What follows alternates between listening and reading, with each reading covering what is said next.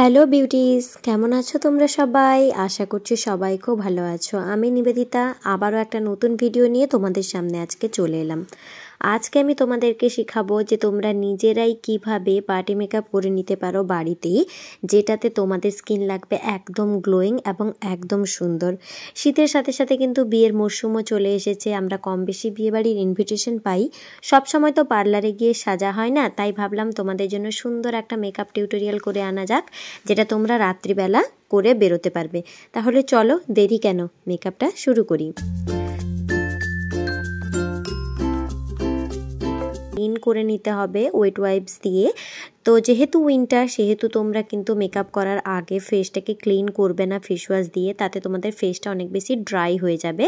Wait ওয়াইপসটাই use করবে। তারপর আমি এখানে রোজ ওয়াটার টোনার ইউজ করেছি এবং মুখে ভালোভাবে ড্যাব ড্যাব করে ওটাকে অ্যাবজর্ব করিয়ে নিয়েছি।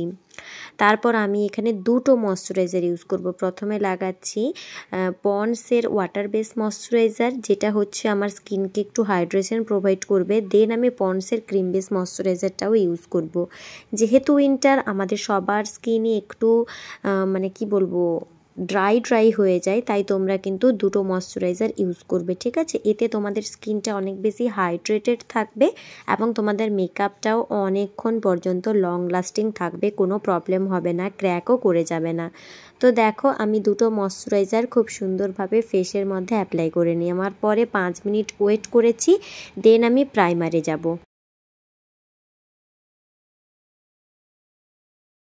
বন্ধুরা, আজ প্রাইমারের জন্য আমি ইউজ করছি সুইস বিউটির ময়শ্চারাইজিং প্রাইমার। যেহেতু উইন্টার চলে এসেছে, তাই ময়শ্চারাইজিং প্রাইমারটাই আমি ইউজ করছি। এটা আমার স্কিনকে অনেক বেশি হাইড্রেশন প্রোভাইড করবে আর সাথে সাথে একটা গ্লো প্রোভাইড করবে, যেমনটা তোমরা ভিডিওতে দেখতে পাচ্ছ। তো তোমরা অবশ্যই এটা ট্রাই করতে পারো।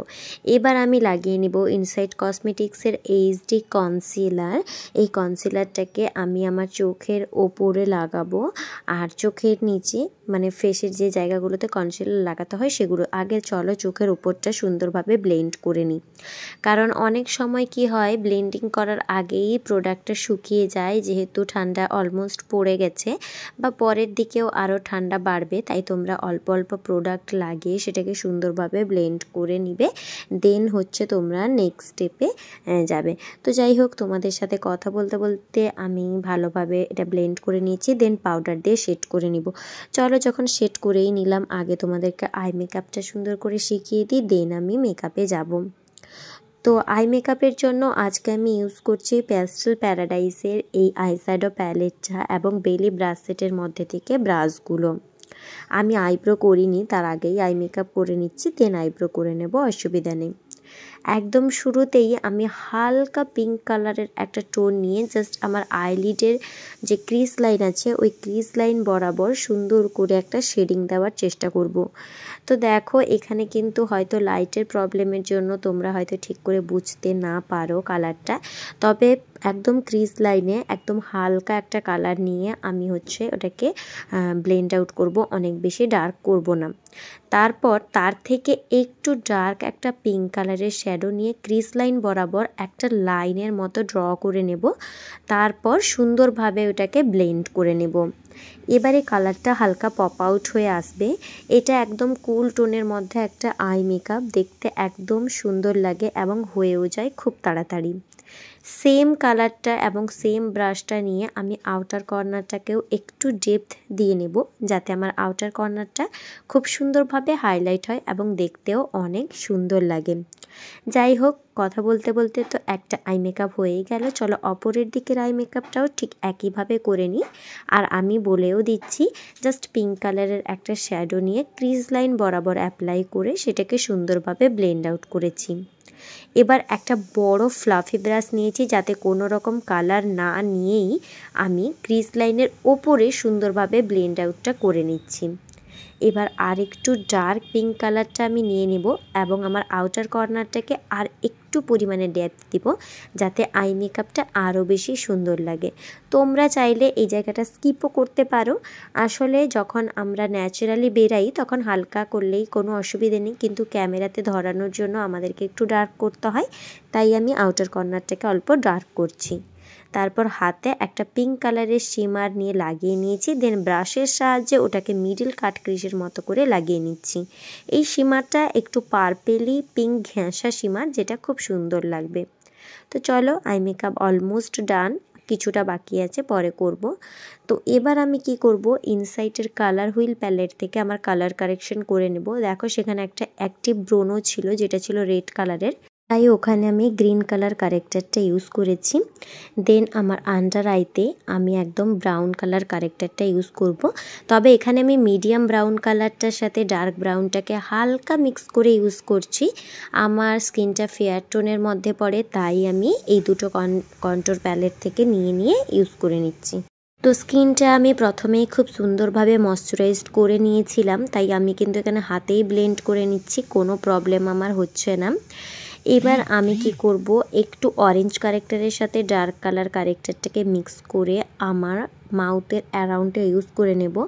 কারণ একটু স্কিন কেয়ার আমি এখন কম করছি, ঠান্ডা পড়ে গেছে, তার উপরও আমার শরীরের একটু সমস্যা চলছে, শরীরটা ঠিকঠাক ভালো নেই, তাই আর কি আমার ওই জায়গাটা একটু ব্ল্যাকিশ হয়ে গেছে।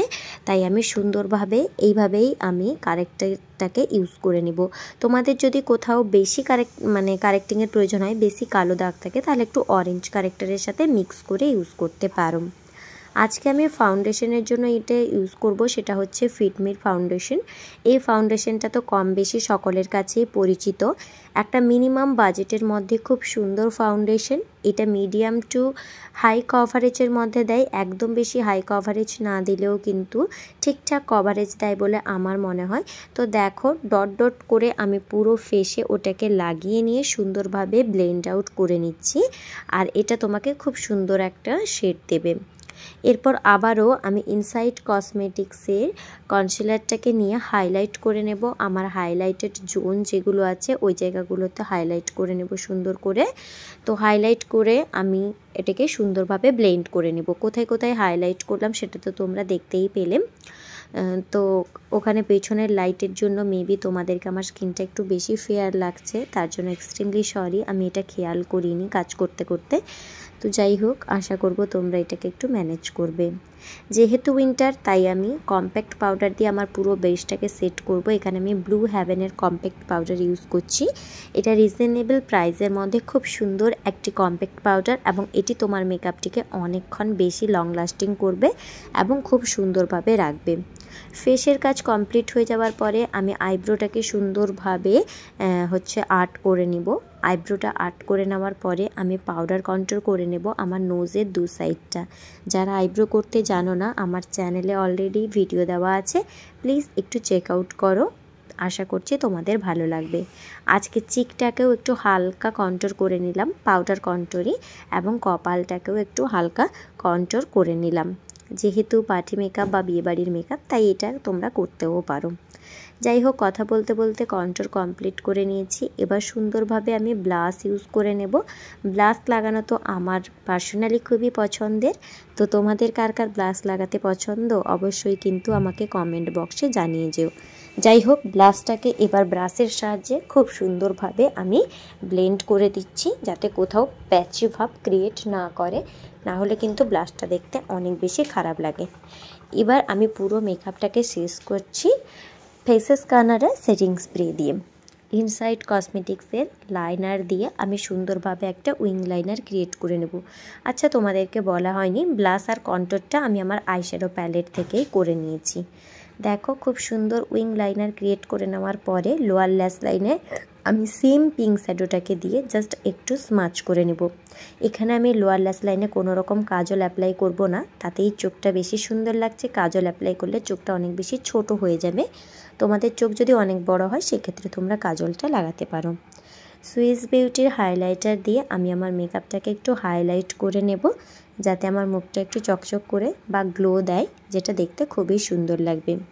এবার মেন পার্ট আসছি লিপস্টিক। মার্সের লিপ লাইনার দিয়ে খুব সুন্দরভাবে আমি লিপটাকে লাইন করে নিব। আর এখানে আমাকে মশা কামড়াচ্ছিল, সেটা ভিডিও ক্লিপে চলে এসেছে। যাই হোক, লিপ লাইন করে নেওয়ার পরে আমি একটা পিঙ্ক শ্যাডোর লিপস্টিক পরে নিয়েছি, যেটা একটু নিউডের মধ্যে পিঙ্ক ছিল। এভাবেই আমি আমার মেকআপটাকে কমপ্লিট করলাম। তো এখানে যে লিপস্টিকটা পরেছি এটা লিকুইড লিপস্টিক, ডিলান্সির প্যালেট থেকে আমি পরে নিয়েছি। ডিলান্সির প্যালেটে অনেক রকমের লিপস্টিক থাকে, তোমরা অবশ্যই একবার ট্রাই করতে পারো, আশা করছি তোমাদের ভালো লাগবে। এখানে কিন্তু নিউড, ব্রাউন বা রেডিশ কালারেরও লিপস্টিকগুলো থাকে। তো এখানে আমি ক্রিম লিপস্টিকটাই ইউজ করেছি, যেহেতু উইন্টার, তো ক্রিম লিপস্টিকটাই আমার মনে হয় বেশি ভালো লাগবে। লিকুইডগুলো না একটু পরেই ড্রাই হয়ে যায়, আমার পার্সোনালি খুব একটা বেশি ভালো লাগে না, তো তাই আমি এখানে ক্রিম লিপস্টিকটা ইউজ করছি। যাই হোক, এটাই ছিল কমপ্লিট মেকওভার লুক। তোমরা কতটা শিখতে পারলে জানি না, বা আমি কতটা শেখাতে পারলাম জানি না। যদি একটু হেল্প হয়ে থাকে তাহলে প্লিজ ভিডিওটিকে একটি লাইক দিয়ে সুন্দর একটি কমেন্ট করে যাও, আর চ্যানেলটিকে সাবস্ক্রাইব করে রাখো, যাতে আমি যখনই ভিডিও দিই তোমাদের কাছে নোটিফিকেশন চলে যায়। আর হ্যাঁ, সাবস্ক্রাইব করে পাশে থাকা বেল আইকনটিকেও অবশ্যই ক্লিক করে রাখো। আজকের জন্য এতটুকু। ভালো থেকো, সুস্থ থেকো। আর হ্যাঁ, উইন্টার নিয়ে তোমরা যদি কোনো রকম ভিডিও দেখতে চাও আমাকে অবশ্যই কমেন্ট সেকশনে জানাতে পারো, আমি অবশ্যই তোমাদের জন্য ভিডিও নিয়ে আসব। ভালো লাগলো আজকের লুকটি তোমাদের সাথে শেয়ার করে, তোমাদের কেমন লাগলো অবশ্যই জানিও। দেখা হবে নতুন ভিডিওতে।